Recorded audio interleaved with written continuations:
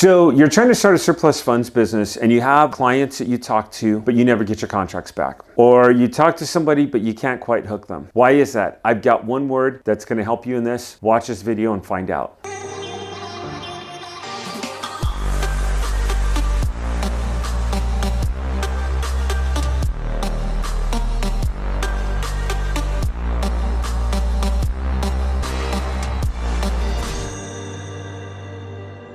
Hey, before I start this video, really quick, if you've not subscribed to my channel, click the subscribe link, click the notification link. I give out freebies from a free ebook to free coaching to all sorts of freebies, and I'd like you to be one of my free lucky winners. So click subscribe and I'll see you on the video. So you get a client on the phone and you're trying to explain to them that they have funds that they didn't know they had. You're trying to tell them that you'll help them get these funds for them and it's no cost to them, that you'll get paid when they get paid. You're trying to convince your client that you're the real deal, and you're trying to get your client to get you return contracts. There's a lot of moving parts on this, a lot of moving parts. And I have one word for you that's going to help you in this video. But before we get to that one word, and this all boils down to it, is there's a couple themes here. Number one is your client has to see the connection between you, these funds, and how you're going to help them get them back. They have to be able to see that connection. And number two is people like the path of least resistance. When you look at people who build a business, a lot of people are working a 9-to-5 job and they're trying to get out of their job and they want to work for themselves. I guarantee you in corporate America, that's probably well over 60% of people that are working. I have teachers. I have a buddy who's a teacher. The other day, we went out in the water and he was telling me that he would love to follow my footsteps and be able to follow my path. And it's funny because we've talked about that. The whole thing about it is he's not willing to take the steps and the long term, and people like the path to least resistance. And what I mean by that is in a business, you might have to wait 6 to 9 months before you see a consistent income. But are you willing to do that? Are you willing to know that when you put a contract out, something may happen? Like I had a contract not that long ago that had an IRS lien on it, and it actually ended up swallowing the whole contract. Actually, I've had that happen a couple times. But I've also had plenty of contracts that get me paid. I've got plenty of checks, and I love the income that you can get in this business, and it has to be consistent. So here's what you're dealing with. The one word I have for you that you need in this business is simplicity. You have to have everything that boils down to simplicity. So when you're talking to your client, a lot of people and a lot of mistakes I see in this business is someone comes in and they say, you know, you have funds that you don't know you had. I'm going to help you retrieve these. I'm going to help you. I'm going to send you the contracts. I'm going to do this. It's all about you and not your client. So you call your client and you let them know that they have funds, and you want to keep this as simple as possible. Number one is you want to be quickly. You want to do this quickly. And what I mean by quickly is your delivery, your approach, getting them the contracts, getting the contracts back, and getting the contracts off the state. It needs to be an effective, efficient, and quick matter, or the county or wherever you're sending these contracts to. Number two is it has to be accurately.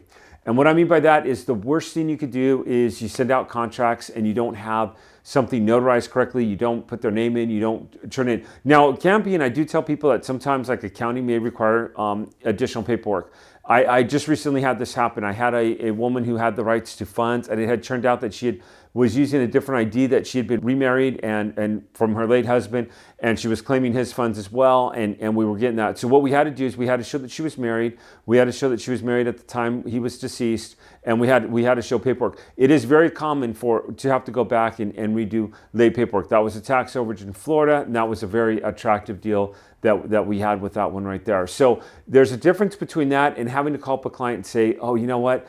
You didn't notarize page 3 and I sent it in. They're now wanting notarized 3. Basically what you're saying to your client is, you know what? I didn't know what I was doing, and I made myself look like a fool, and I've made you look like a fool. So you want to make sure that you have everything signed, and you have to explain your contracts to them. So what I always say to my clients, and this is huge, is with your permission, I'm going to send you a couple contracts. Number one is, and if it's a tax overage, I say number one is an assignment of interest. An assignment of interest will allow my corporation, I don't say my corporation, I say JD Vista. An assignment of interest will allow JD Vista to collect the funds on your behalf. That's pretty simple. They will collect the funds, retrieve them, and then you have a contingency agreement. A contingency agreement will be the agreement between you and JD Vista. That'll be the percentage that you make on this deal of the funds. And people are generally, okay, great, I understand that. Now there's some additional paperwork that's going to be needed, like they always want a copy of the driver's license. They always want a copy of the title report, and sometimes some additional documentation. I always have that as much of that for the client that I can get, meaning if I have to pull title and get that myself, I will. If I have to pull some additional documentation, I ask them, do you have a marriage certificate? And they'll say, oh yeah, I have that here. If it's just one or the other, okay, great, I need that with this, and make sure that. And I would do like a checkoff list. So when they receive the documentation, they have the checkoff list, A, B, C, like I need this signed, I need this notarized, having a sticky here. Your client needs this as simple, and they need to be able to follow directions. If you have it where they have to figure it out, they have to read, they have to do stuff, you're gonna lose them in complexity. They're gonna shelf it, and it's not gonna get signed. It's gonna happen, and you're gonna have to deal with that. You've spent time marketing your business. You've spent time going with it, and you're just gonna have to deal with that. And kind of what I'm alluding to in this last part, your client has to understand. Your client has to understand what they're signing, why they're signing it, what the protocol is, how to get these back to you, when the pay date is. And I often tell people, so like if I work a tax overage and today's on March 11th, if a tax overage happens today on March 11th and the property closes today, Florida has a rule that 120 days, any lien holders on the property can come in and they have 120 days to collect. After that 120 days, it all goes back to the person on title, whoever's on title of closing the property. So I always let them know, okay, today is March, you're looking at May, June, July, August, so you're looking at getting paid. They'll get to this in August, and it might even be a couple months. It might even be as late as September, October. So I let them know to expect a delay in the payment so that they don't sign the entire funds over to my corporation and never hear from me again. In addition to that, I try to communicate with them every few weeks. As the time gets closer, I speed up that time process. Now, you're doing a lot of moving parts here. You're communicating to the courts, you're communicating to other people. And I don't tell my clients, oh, I called the court. I mean, you don't have to have an accountability with your clients, just like, hey, everything's on track for your funds. We're still checking with the courts, and they're still being in the process of being retrieved or released. That's all you need to say. You don't need to tell your client, because I see people do that. Oh yeah, I want to let you know I did this and I did that. Again, you're making it about you, and you're calling and you're doing all this stuff. No, just simply tell your clients, hey, this is still being worked on and processed. It takes some time. Yesterday I was on the phone with someone giving me some information, and I had to call her back, and she's one of those people that you could tell that she really didn't want to be there. She really didn't want to be doing her job, and she really didn't want to be talking to me. And I said, hey, you know what? You've been very helpful here. If I can just ask you this one more question.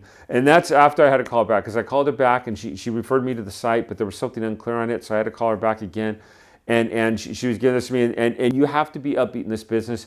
You have to be able to talk to people, because public court workers, they do not like their jobs. They do not want to be there, and their tone on the phone lets you know that. And our tone is just like, hey, you know what? I really appreciate it. I really appreciate you helping me out. You'll probably get helped otherwise, but you call them back, they're going to remember you, or they're going to like you a little bit more. You're that person that brought a little light in their day, and they need that, because we just don't have that enough. But let me go back to my key point here.